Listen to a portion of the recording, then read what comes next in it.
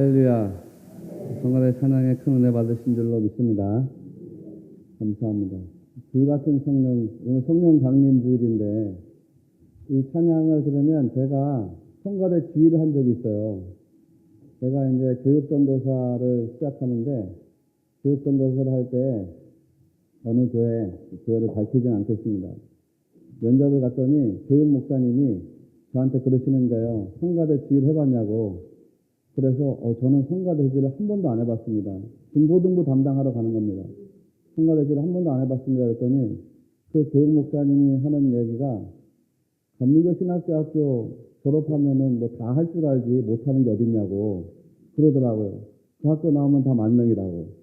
그러니까 성가대 지휘도 하라고 그러는 거예요. 그래서 그때 당시에는 9시가 이제 중고등부 예배, 어른 예배 같이 할 때입니다. 1부가 9시 예배. 그때 이제 중고등부 학생들이 성가대를 섬기는 거예요. 2부 11시 예배는 우리처럼 이렇게 어른들로 하고. 그래서 제가 성가대 지휘를 했잖아요. 중고등부 전도사로 부임해가지고 성가대 지휘를 하는데, 그 교회가 이제 중고등부 학생들이 가을이 되면 한 11월 달쯤에 축제를 해요. MIF라고, 메소디스트 유스 페스티벌을 해가지고, 감리교 청년 축제, 이제 중고등부 젊은 아이들 축제인데, 한 3일 동안 축제를 하는 교회입니다. 수요일 날 저녁부터 시작해서 수요일 날 저녁 예배 때는 중고등부 성가대가 이제 성가대 음악회를 하는 거예요. 칸타타식으로. 그리고 이제 목요일 날은 애들이 모여가지고 연극제를 하고 바자회를 하고 뭐 그런 걸 하고. 그리고 이제 금요일 날 저녁이 하이라이트인데 금요일 날 저녁에는 애들이 이제 다 모여가지고 문학의 밤이라고 혹시 옛날 교회 다니신 분들은 아실 텐데 그날 하루는 문학의 밤을 딱 하는 게 수목금 3일 동안 축제하는데 첫 시작이 이제 성가대 음악회인 거예요. 야, 이걸 뭘 할까? 제가 학교 와가지고 막 고민하고 있는데 우리 선배, 후배들이 그래요. 불같은 성령을 하라고. 첫 곡으로 그걸 해라. 그러면 무조건 이제 대박 난다고.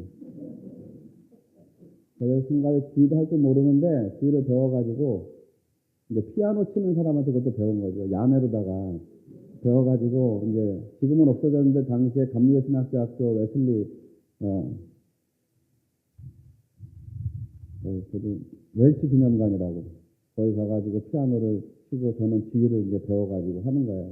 그리고 이제 드럼도 하나 딱 갖다 놓고, 그 찬양을 할 때 꼭 드럼을 치라는 거예요. 그래가지고 불 같은 성령 하면 심벌이 쨍 한번 하라고. 그래가지고 지휘를 할 줄 모르는데 그때 성가대 칸타타를 한 60분 동안 했습니다. 지휘를 할 줄 모르니까 이렇게 오늘 우리 지휘자 선생님처럼 품격 있게 지휘한 것도 아니고 그 무렵에 막 시스터 엑스라고 하는 영화가 유행할 때였거든요. 나가가지고 그냥 지휘한다고 치고 그냥 지휘는 아니고 애들하고 같이 춤을 췄더니요. 어르신들이 그걸 보고 또 은혜를 받아가지고 진짜 성령님이 임하셔서 딱 끝나자마자 애들 과외사반 먹이라고 봉투들을 내미시는데 오늘 여러분이 예배 시간에 하나님의 은혜, 성령의 은혜를 경험하게 되시기를 주 여러분을 축원합니다. 준비된 말씀은 아니었는데 이 찬양을 들으니까 옛날 생각이 났어요. 오늘 부활하신 예수님이 제자들과 함께 40일 동안을 예루살렘에 머무고 계십니다. 사도행전 1장 3절에 그가 고난받으신 후에 또한 그들에게 확실한 많은 증거로 신의 살아계심을 나타내사 40일 동안 그들에게 보이시며 하나님 나라의 일을 말씀하시니라 그랬어요. 여기 몇 명의 사람들이 모여서 예수님과 함께 있었을까? 40일 동안 부활의 증거를 보여주시고 그리고 말씀을 가르쳤다는 것이죠. A.W. 토저 목사님은 이 자리에 한 500명 넘는 사람이 모였다 이렇게 이야기를 합니다. 그런데 500명 넘는 사람이 모였다기보다는 이제 500명 넘는 사람들이 초청을 받았다. 그게 맞겠죠. 실제로 그럴 만한 개연성이 충분히 있다는 말씀을 드린 적이 있습니다. 바울이 고린도전서 15장 4절에서 이렇게 기록하고 있는데요. 성경대로 사흘 만에 다시 살아나사 게바에게 보이시고 그 이후에 12제자에게와 그 후에 500여 형제에게 일시에 보이셨나니 그 중에 지금까지 대다수는 살아있고 어떤 사람은 잠들었다라는 구절이 나옵니다. 그러니까 예수님 부활하시고 난 다음에 500의 형제에게 일시에 나타나셔가지고 부활의 증거를 보여주셨다라는 거죠. 그리고 그들에게 나타나셔가지고 뭘 말씀하셨을까 한번 드린 적이 있는데 이야기를 예수님이 500의 형제들에게 부활 후에 나타나셔가지고 너네들 다 예루살렘에 모여라 그랬을 거란 말이에요. 예루살렘에 다 모여가지고 나하고 함께 머물자. 그러니까 여기 있는 사람들이 예루살렘에 모여드는 겁니다. 그래서 예수님 말씀을 들었겠지요. 예루살렘에 모이라고 초대받은 사람들이 500여 형제들인데 그 사람들이 다 왔을까 하는 궁금증을 가졌던 적이 있다고 말씀드린 적이 있어요. 제 생각에는 그 사람들 다 안 왔을 것 같다. 그런 생각 때문에 그렇습니다. 500명의 초대받아서 몇 명이 왔을까? 500명의 초대는 받았는데 몇 명이 왔는지는 성경에 기록되어 있지 않죠. 어떤 사람은 초대받은 자리에 기쁨으로 그 자리를 참석했을 거고요. 어떤 사람은 먹고 사는 일에 쫓겨다니다가 그 자리에 초대받았지만 오지 못했을 수도 있고, 어떤 사람은 집안에 갑자기 중요한 일이 생겨가지고 예수님이 오라고 했는데 오지 못한 사람도 있을 거고, 어떤 사람은 예수님이 40일 동안 머물고 계시는 동안에 첫날부터 끝날까지 같이 있었던 사람도 있을 거고, 어떤 사람은 처음부터는 같이 있었지 못했지만 늦게라도 와가지고 예수님과 함께 있었던 사람이 있을 거고, 하여간 어떤 사람은 오고 어떤 사람은 오지 못하고 그랬을 겁니다. 우리도 신앙생활하면 대부분이 그렇잖아요. 모임에 초대를 받아가지고서 뭐 교회를 다니기도 마찬가지고, 하다못해 결혼식에 초청장을 받아도 마찬가지입니다. 청첩장 받았다고 다 결혼식 쫓아다니시는 건 아니잖아요. 제가 옛날에 그랬는데 저는 청첩을 받으면 무조건 결혼식을 갔습니다. 그래가지고 저 인간성 하나는 진짜 인정을 받았었거든요. 황홍식이라고 하는 캐릭터는 결혼식장은 빠지지 않고 간다. 그런데 그 인간성이 광림교회 목회하면서 버렸잖아요. 저 인간은 바빠서 이제는 오지 않는다. 이렇게. 그런데 이게 우스갯 말이지만 우리가 청첩을 받았다고 그 자리에 모두 다 가는 건 아니죠. 갈 수 있는 환경도 있고 또 못 가는 환경도 있고, 또 괜히 나하고 친하지 않은데 청첩 주는 사람도 있고, 그래서 안 가는 경우도 있고, 교회도 마찬가지입니다. 우리가 이제 6월 12일부터 호렙산 기도회를 하는데 저는 여러분을 다 초대합니다. 그런데 초대받았다고 다 오는 건 아니죠. 다 오시려고요? 지금 아니라고 말씀하시잖아요. 초대받았다고 다 오는 건 아닙니다. 어떤 분은 오시는 분이 있지만 어떤 분은 이것 때문에 못 오고 어떤 분은 저것 때문에 못 온단 말이에요. 못 온다고 해서 자기를 스스로 정지하면 안 됩니다, 여러분. 누구든지 간에 모임에 초대받아서 참석하는 사람도 있고 그렇지 못한 경우도 있습니다. 어쨌든 모인 사람들은 예수님으로부터 하나님 나라의 일에 대해서 말씀을 들었다는 거예요. 그리고 이제 예수님이 승천하시는데, 예수님이 승천하시고 난 다음에 제자들이 다시 마가의 다락방으로 모여 들어옵니다. 마가의 다락방. 예수님의 제자들, 그리고 동생들, 마리아까지 모여가지고 그곳에서 뭔가를 했다는 거예요. 뭘 했냐? 사도행전 1장 14절 말씀 보니까 마음을 같이하여 오로지 기도에 힘쓰더라 그랬습니다. 이거 굉장히 중요한 구절이니까 여러분 마음에 담아두시기 바랍니다. 예수님께서 성령 세례를 약속하셨는데요. 성령 세례를 받는 유일한 길이 있다는 거예요. 그거 뭐냐면 기도하는 거라는 거죠. 약속하신 성령을 받기 위해서 모여서 기도에 힘쓰는 것, 그거 외에는 방법이 없다는 거죠. 모여서 전혀 기도에 힘쓰는 것밖에는 성령 세례를 받는 방법이 없다. 여러분, 자꾸 이제 기도의 이야기를 해서 말씀드리는데, 호렙산 기도회를 다음 주 월요일부터 합니다. 내일이 아니고 한 주가 지나면 특별한 기도의 시간이 되면요, 우리가 다 경험해봤지만 특별한 은혜, 특별한 간증이 남겨지게 되죠. 평소에 잘 풀리지 않던 기도 제목들이 특별한 기도 시간이 되면 풀려질 때가 있습니다. 열려질 때가 있습니다. 왜 신앙생활 하는데, 제가 지금 기복신앙을 말씀드리려고 하는 게 아니고요. 왜 특별한 기도회를 맞이하면 특별한 기도의 응답이 우리 안으로 들어오게 될까? 왜냐하면 기도라고 하는 게 온도가 높아지기 때문이죠. 내 인생에서 신앙생활 하는데 사그라졌던 기도의 불꽃이 있어요. 신앙의 열정 같은 거, 믿음의 열정 같은 거, 선교의 열정 같은 거, 말씀의 열정 같은 거, 이런 것들이 사그라지게 되는데, 이게 특별한 기도 시간이 되면 다시 불타오르기 때문에 그렇습니다. 식당에서 밥을 먹으면서 찌개 같은 거 끓여 먹어보셨으니까 다 아실 거예요. 가끔씩은 식당에서 찌개를 끓여 먹는데 가스가 소모가 돼가지고 불이 피어오르지 않을 때가 있습니다. 그런 경우에는 그냥 물이 끓다가 말아버리죠. 아직 물이 끓기 전이라고 하면 물에서 뽀얀 연기만 뽀글뽀글 나다가 물이 끓지 않는 그런 경우를 우리는 다 경험해 봤을 겁니다. 불이 약하니까 임계점에 도달하지 못해가지고 물이 끓지 않는 거죠. 그때 가스를 바꿔가지고 불을 다시 켜면 얼마 되지 않아서 물이 끓기 시작합니다. 이거하고 비슷하게 우리 신앙생활에도 변화가 없이 뽀얀 연기만 날 때가 있습니다. 뭔가 될 것 같은데, 될 듯 하는데, 되지는 않고 연기만 날 때가 있더라는 거예요. 물이 끓을 것 같은데, 끓을 듯 하는데, 요게 뽀얀 연기만 하는 것처럼, 신앙생활도 될 듯 한데 변화는 없고, 기적은 없고, 그렇게 연기만 나는 것처럼 느껴질 때가 있습니다. 왜 그럴까요? 가장 중요한 이유는 아직 하나님의 타이밍이 무르익지 않아서이죠. 하나님의 때, 하나님의 뜻, 이런 게 무르익지 않아서 그런 경우가 많이 있습니다. 그런데 그것 말고 또 다른 중요한 이유가 있는데 그 이유 중에 하나는 뭐냐면 우리의 의지, 또 우리 기도의 불꽃이 약해져서 그런 경우도 있습니다. 이런 경우에는 불꽃의 온도를 높여야 되겠죠. 가스를 바꿔가지고 기도의 온도를 높여야 되겠죠. 자기의 몸과 마음과 영혼을 마른 장작처럼 해가지고 그 불꽃에다가 던져 넣어야 될 때가 있습니다. 그러면 영적인 불꽃이 확 살아나고요. 임계점에 올라갈 만한 온도로 올라갈 때가 있어요. 모든 것이 그렇습니다.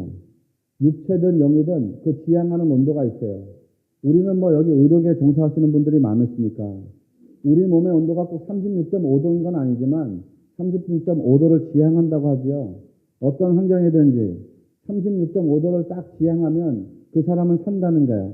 그런데 그 경계선이 무너지면 몸이 비정상으로 바뀐다고 했죠. 1도나 2도가 높아지거나 낮아지면 사람의 육체가 건강해지지 않고요. 비정상으로 변하게 된다고 그랬습니다. 그리고 심하게 되면 그 사람은 생존하기가 어렵게 된다고 그랬지요. 영혼도 똑같아요. 마음도 똑같습니다. 지향하는 온도가 다 있어요. 우리는 기도를 통해서 영혼의 온도가 정상적인 지향점을 향하도록 해야 되는데요. 기도가 식어지면 그렇습니다. 신앙생활하는 게 재미가 없어져요. 기도가 식어지면 말씀을 읽어도 말씀에서 재미가 없어져요. 여러분도 그런 경험했을 겁니다. 영혼이 정상적으로 하나님을 향하지 못하니까요. 온도가 떨어지니까 뭐가 들어와도 재미가 없는 거예요. 맛이 없는 거예요. 우리 몸의 온도가 맞지 않아가지고 우리 몸이 비정상적이라 생각해보면 그렇습니다. 아무리 맛있는 거를 갖다가 먹여주려고 하더라도 그 몸이 반응할 수가 없죠. 맛이 있을 수가 없죠. 인생 살아가는 게 재미있을 수가 없죠. 영적인 온도도 똑같습니다. 기도가 딱 사라지게 되면요. 그 사람의 영혼의 온도가 떨어지게 돼 있거든요. 영혼의 온도가 떨어지면 말씀이 재미가 없어요. 신앙생활 하는 게 재미가 없게 되겠지요. 그러니까 여러분, 기도라고 하는 것은 어떻게 보면 우리 영혼의 온도를 하나님과 맞춰가는 과정이라고도 볼 수 있습니다. 기도를 통해서 우리는 하나님께로 다시 시선을 조정하고요. 마음을 조정하고 영혼의 온도를 조정하는 거예요. 특별한 기도의 응답이 많은 이유가 여기에 있습니다. 그동안 기도 생활을 전혀 하지 않았었는데 이런 분들이 갑자기 기도에 장작이 되어가지고 자기 몸과 영혼을 태우는 거예요. 그동안 기도 생활을 좀 간성적으로 해왔는데, 습관적으로 해왔는데 이런 분들이 기도하는 삶에다가 자기의 온 몸과 영혼을 그냥 던져버리게 되는 거죠. 그러니까 특별한 기도의 시간이 되면 성도들은 하나님께 자기를 온전히 드리고 하나님께 자기 초점을 맞춥니다. 그러니까 기도의 온도가 자연히 올라가고요. 뽀얀 연기만 나던 신앙생활에 물이 뭔가 끓기 시작하는 거죠. 그래서 기도하는 삶을 통해 가지고 인생의 내용이 달라지게 되는 겁니다. 성도가 어떻게 살아가느냐? 성도는 세상적인 힘으로 사는 게 아니라 기도의 능력으로 산다는 사실을 다시 깨닫게 되는 거죠. 그러니까 기도의 영에 타오르지 못하면요. 자기의 몸을 마른 장작처럼 해가지고 기도의 용광로에다가 딱 던져볼 필요가 있다는 거예요. 신앙생활하는 게 재미가 없고 말씀이 재미가 없고 뭔가 신앙생활하는데 될 것 같은데 될 것 같아 잘 되지 않는다. 그러면 저는 여러분을 초대하는데 기도의 자리에 여러분의 몸과 마음과 영혼을 다 던져보시기를 바랍니다. 강림교에서는 죄송한 말씀인데 호랩산 기도회를 할 때 특별히 주목하는 분이 있어요. 요즘에는 교인들이 약간 위화감을 느껴가지고 그분에게 별도의 이야기하지 않는데 예전에는 40일 기도회가 딱 끝나면 그분한테 꽃다발을 주기도 했어요. 그분이 누구냐면 박정 집사라고 하는 분인데 그 박정 집사님이 옛날에 젊을 때 축구 선수였습니다.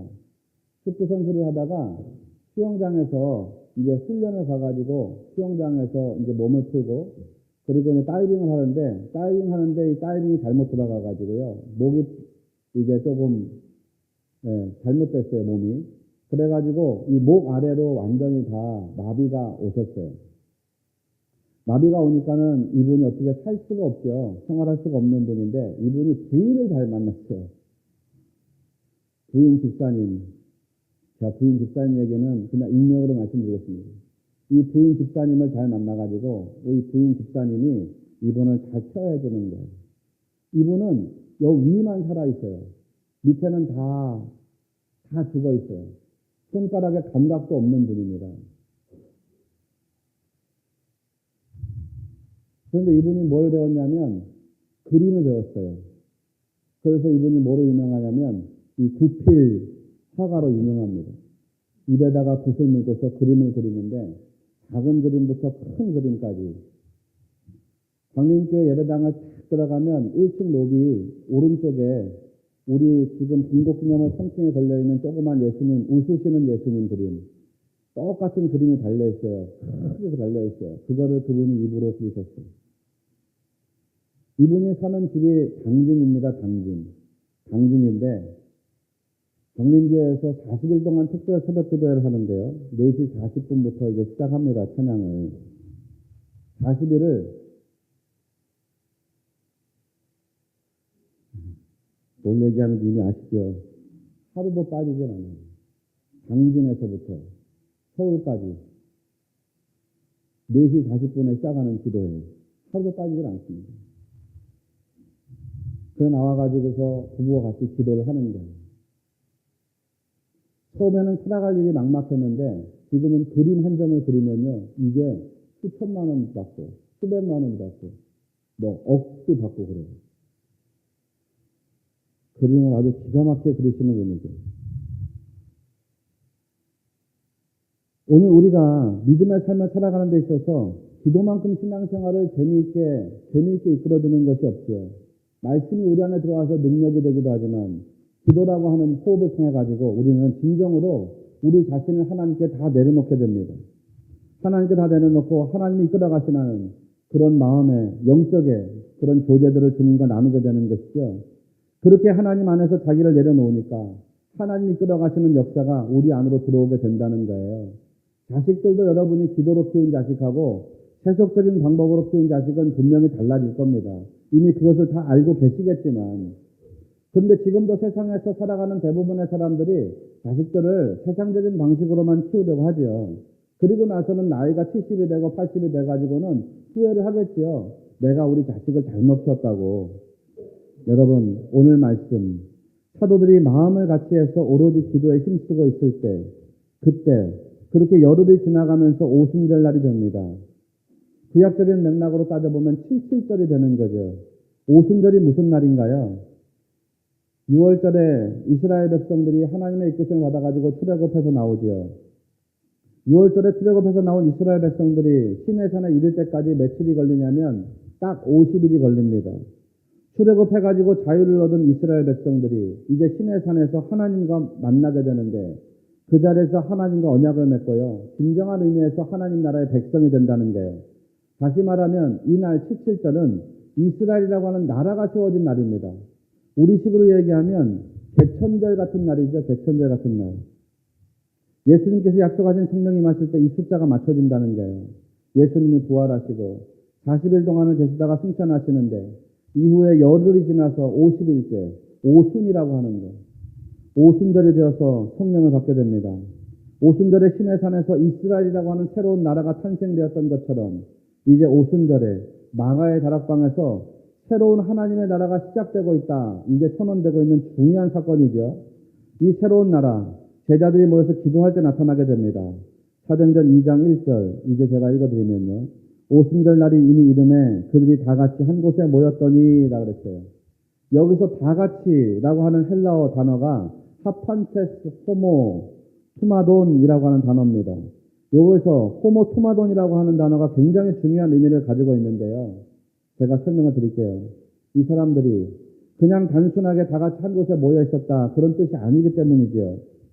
사도행전 1장 14절 말씀에 보면 마음을 같이하여 오로지 기도에 힘쓰더라 라는 구절이 나옵니다. 읽었지만 거기에서 마음을 같이하여 라고 하는 말이 호모 투마돈이라는 단어예요.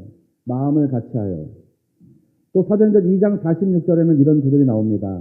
날마다 마음을 같이하여 성전에 모이기를 힘쓰고, 마음을 같이하여 성전에 모이기를 힘쓰고, 거기서도 마음을 같이하여 라고 하는 말이 호모투마돈이라는 단어입니다. 그러니까 사도행전 2장 1절 말씀으로 다시 읽어드리면, 오순절 날이 이미 이름에 그들이 다 같이 한 곳에 모였더니 라고 하는 말은 무슨 뜻이냐? 그들이 마음을 같이하여 한 곳에 모였더니 라는 뜻이에요. 마가의 다락방에 있었던 사람들이 그냥 공간적으로만 한 곳에 있었다 이런 말이 아닙니다. 그 사람들이 그 자리에 어떤 마음으로 같이 있었냐면 하나의 일치된 마음으로 그 자리에 있었다는 거예요. 이 구절을 원문에 가장 가깝게 번역한 성경이 킹 제임스 버전 성경인데요. They were all with one accord in one place 그랬어요. 그들이 뜻을 같이 해서, 마음을 같이 해서, 생각을 같이 해서 그 한 자리에 딱 모여 있었다는 거죠. 이게 중요하다는 거예요. 여러분, 그들이 마음을 합하여서 한 곳에 모여 있었다. 뭐가 그들의 마음을 딱 하나로 모아줬을까요? 기도예요, 기도. 이 사람들의 기도가 그들의 마음을 하나로 딱 모아줬다는 겁니다. 마음을 같이 해서 오로지 기도에 힘썼을 때에 그 사람들이 그리스도 안에서 온전히 연합되었다는 거예요. 그렇게 성도들의 마음이 하나로 모여졌을 때에 성령님의 임재가 그들에게 임했다는 거죠. 교회에 언제 역사가 임하게 되는 걸까? 성령의 충만하신 능력과 은혜라는 게 언제 임하게 되는 것일까? 우리 마음이 딱 하나로 모여질 때라는 사실을 꼭 믿으시기를 바랍니다. 예수님도 제자들을 위해서 기도하실 때 이렇게 말씀하셨죠. 요한복음 17장 21절에 아버지여, 아버지께서 내 안에, 내가 아버지 안에 있는 것 같이 그들도 다 하나가 되어 우리 안에 있게 하사 세상으로 아버지께서 나를 보내신 것을 믿게 하옵소서 그랬어요. 우리가 하나가 된 것처럼 예수님 제자들도 다 하나가 되게 해달라는 거예요. 집회를 하면 그럴 때가 있습니다. 전교인 수련회나 이런 걸 하면 그 전에 교회에서는 이제 성가대가 찬양을 하거든요. 성가대가 찬양을 합니다. 저녁에는 주로 이제 메인 성가대, 3일 동안 집회를 하니까 저녁에는 주로 남자들이 다 올 수 있는 성가대가 하고, 낮 시간에는 남성분들이 못 오시니까 많이 여성들 위주의 성가대가 찬양을 하고, 새벽에는 또 남자분들이 직장에 가시기 전이니까 새벽 집회도 또 남자분들이 이렇게 찬양을 해요. 새벽이나 낮 집회에는 성가대 되게 긴장하십니다. 낮 집회에는 오케스트라라는 게 없어요. 저녁에 집회할 때는 교인들이 많이 오시니까 오케스트라가 같이 찬양을 합니다. 제가 그 얘기를 하려고요. 성가대 회원분들은 대부분이 다 신실하세요. 우리도 성가대원들이 다 신실하세요. 예배를 사모하고 찬양을 사모하고 은혜를 사모하고 뭐 그런 분들이 성가대를 합니다. 그런데 오케스트라는 좀 다른 것 같아요. 신실한 분도 물론 있지만 그렇지 않은 분들도 많아요. 그래가지고 여러분도 그런 경험 있을지 모르겠는데 부활절이나 추수감사절 되면 성가대 음악회 같은 걸 하잖아요. 칸타타 같은 걸 하죠. 그러면 오케스트라 단원들이 한 35명에서 40명 정도 이렇게 합니다. 뭐 우리식으로 얘기하면 우스갯말로 이런 얘기 해도 되나요? 바이올린 하시는 분한테 예를 들면 한 20만 원씩 드려요. 그리고 북 치는 분한테도 한 20만 원 드리고 심벌 치는 사람한테도 한 20만 원씩 줍니다. 모든 성가대원들한테 주는 비용이 다 똑같아요. 그런데 교수 자원들은 조금 더 드리죠. 수석하시는 분들은. 그럼 우리 식으로는 이제 우스갯말로 피곤하신 것 같으니까 바이올린 하는 분들은 10원, 20원, 30원, 40원, 50원, 60원.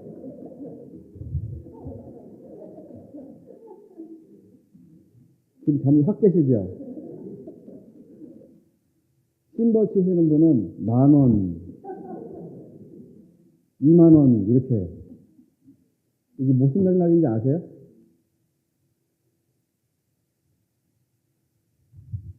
이분들이 저녁에 칸타타로 이제 오면 1부 예배를 짧게 하고 2부에 음악회를 합니다. 그러면 성가대 자원들은 성가대석에 앉아있고 오케스트라들은 이 예배당 맨 앞에 이쪽에 앉아있어요. 그러면 이제 목사님들이 그 뒤에 딱 앉거든요. 예배 목사님이 설교하는데 이분들 자기들끼리 막 떠들어요. 설교하는 중에 자기들끼리 하고 싶은 얘기 막 합니다. 보통 때는 우리가 다 그거 인정해줘요.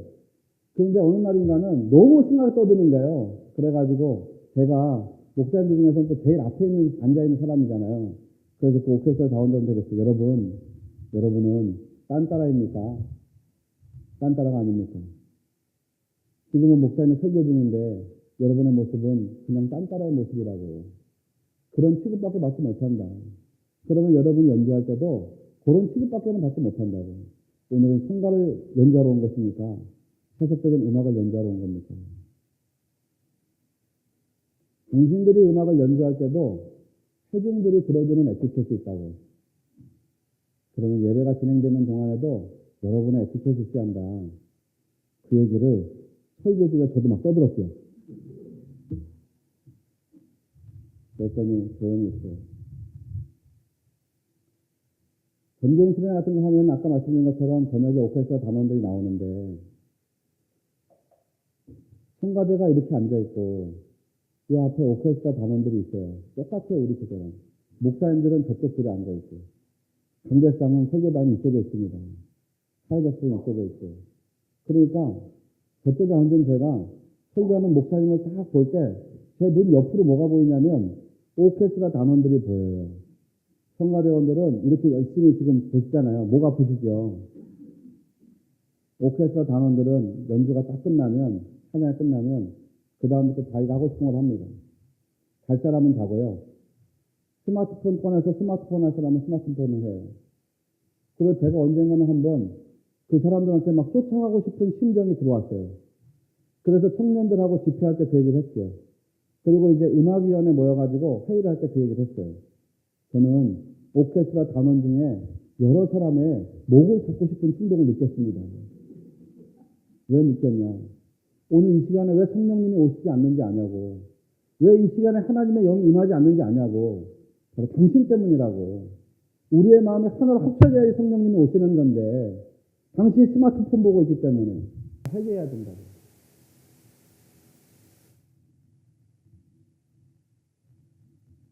찬양도 하나님한테 올라가는 느낌이 안 들고 기도도 하나님한테 올라가는 느낌이 안 들어요. 다 다른 데 신경 팔려가지고 자기들도 온전히 찬양하고 기도하지 않는 거예요.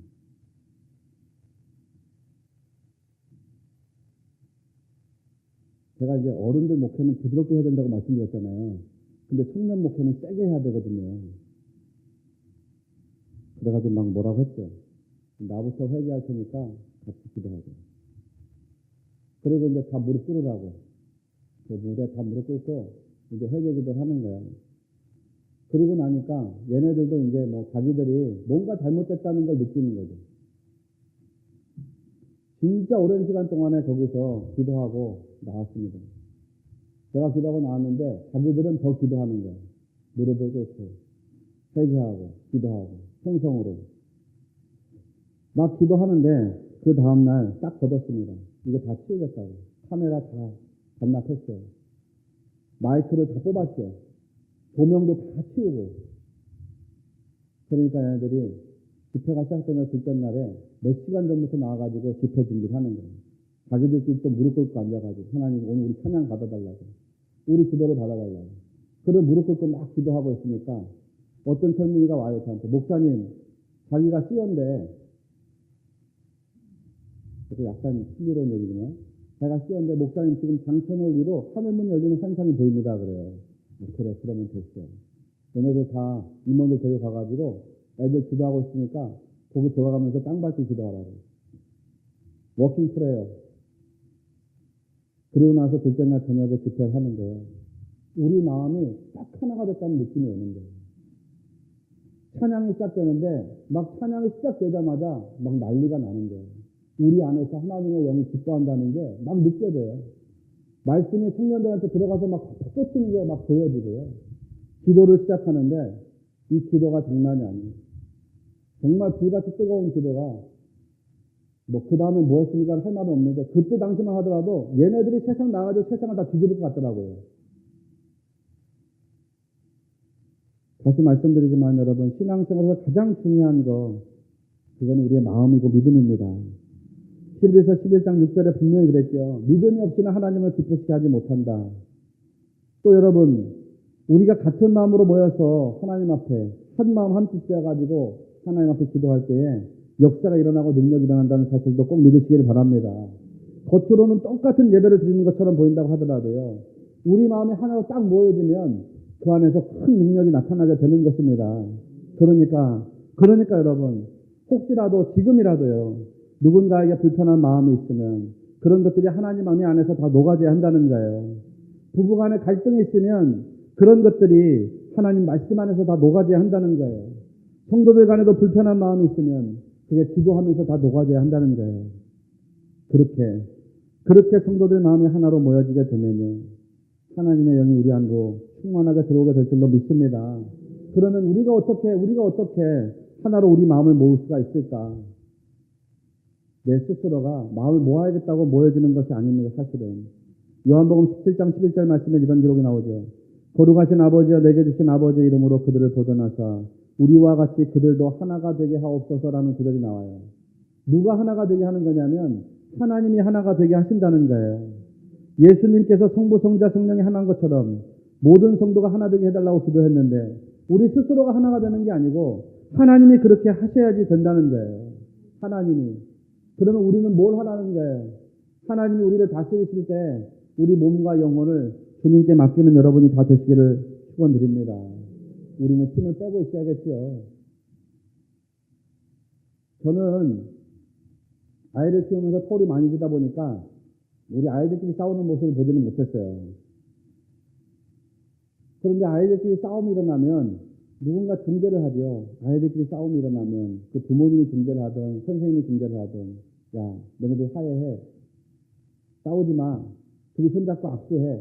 서로 안아줘. 그렇게 누군가 중재하려고 하는데 그때 이 아이가 자아가 살아있어요. 그래가지고 내 몸이 살아있고 나는 합칠 수가 없어. 화해할 수가 없어. 마음이 탁 놓여지지 않고 그리고 힘으로 딱 뻗댄다 그러면 화해가 되겠습니까? 안 되겠습니까? 안 되겠죠. 누가 중재하려고 할 때 그 아이가 힘을 탁 빼야 되겠죠. 마음의 힘을 빼야 되겠죠. 몸의 힘을 빼야 되겠죠. 싫더라도 그냥 억지로 끌려가가지고 안아주는 척이라도 해야겠죠. 손잡는 척이라도 해야 되겠죠. 그러면 화해가 일어난다는 거예요. 하나님이 우리를 다스리실 때 우리 자아가 살아있어가지고 마음의 힘을 꽉 쥐고 있으면, 몸의 힘을 꽉 쥐고 있으면 하나님이 우리를 다스릴 수가 없는 겁니다. 하나님이 우리를 다스리려고 할 때마다 여러분 몸과 마음과 영혼의 힘을 딱 빼고 하나님께 온전히 맡기고 의지할 수 있는 분들이 다 되시기를 바랍니다. 그렇게 온전히 하나님께 이끌림을 받을 때 우리 마음이 하나로 모여진다는 거예요. 그리고 그렇게 마음이 하나로 모여지면 역사가 시작된다는 거죠. 오순절에 마가의 다락방에 성령이 맺던 거 다시 한번 기억해 보면 그렇습니다. 예수님이 부활하셔가지고 40일 동안 증거를 보여주시고 사람들을 가르쳐요. 고린도전서 15장 6절 말씀해 보니까 500여 형제에게 일시에 보이셨다 말씀드렸지요. 부활의 증거가 500명 넘는 사람들에게 나타났습니다. 그들에게 예수님 말씀하셨어요. 하늘에서 능력이 딱 올 때까지 예루살렘 성에 머물라. 그리고는 승천하십니다. 남겨진 사람들이 열흘 동안 마가의 다락방에 모여서 기도하죠. 500명 넘는 사람들이 초대받았는데 그 중에는 오지 않은 사람도 있었고, 어떤 사람은 기도하다가 예수님이 승천하시고 나니까 볼일 다 끝났다. 그리고 40일 지나서 집으로 돌아간 사람도 있었겠죠. 어떤 사람들은 기도하는 중에 야, 여기 소망이 없는 것 같은데 그래가지고 떠나간 사람도 있었을 거고요. 하나님께서 이스라엘 백성들을 광야에서 한 사람 한 사람씩 정리하셨던 것처럼 마가의 다락방에서도 한 사람 한 사람씩 정리가 되는 거예요. 남은 사람들이 기도하던 중에 어떻게 되냐? 마음과 뜻이 딱 하나로 모여지더라는 거예요.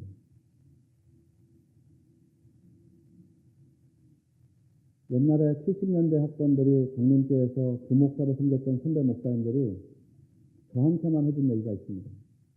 기획 목사니까.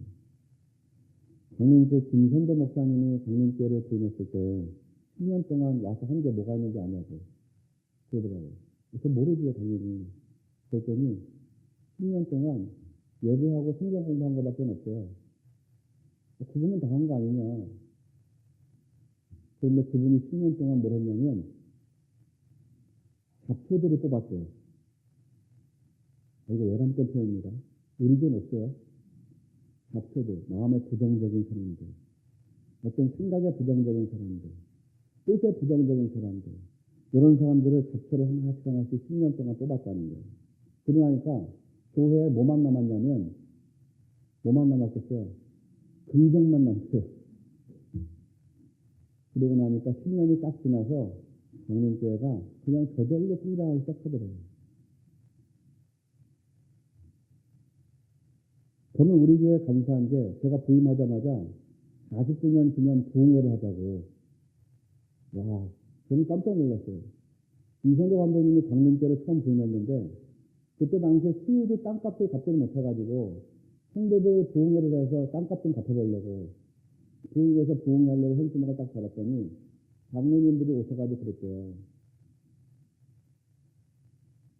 이게 딴 데 가서 하시면 안 되는데. 이 저만하는 얘기를. 젊은 목사를 교회 초빙해서 참신하게 목사하기를 기대했더니 오자마자 불장난이나 하려고 그런다고. 현수막을 당장에 내리라고 그랬다는 거예요.